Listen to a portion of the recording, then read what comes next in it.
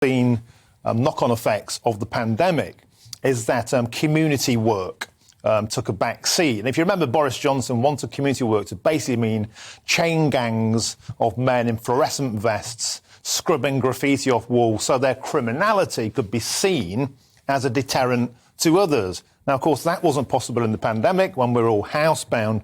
As a consequence, there are now 13,000 criminals who are unable to fulfil their work, their community work. And that's hundreds of thousands of man-hours. And the solution is that they're being sent projects in a box. This is basically crafts boxes, the sort of thing that I do with my kids at home.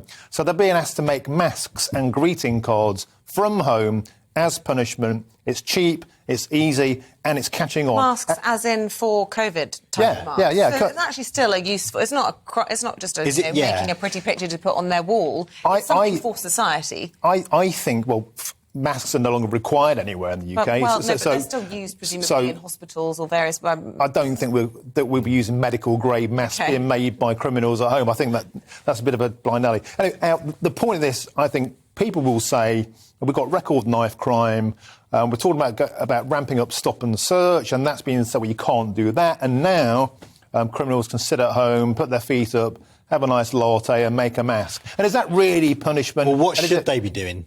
They should be back on the streets. You know, I got a cab in this morning. I got a cab in this morning across London. It's graffiti everywhere. I was in Nottingham, my home city, at the weekend. Filthy streets because the council's bankrupt. You know, let's keep the streets clean, respectable, and make it visual. Not being cosily sat at home making masks. I think it's a soft touch.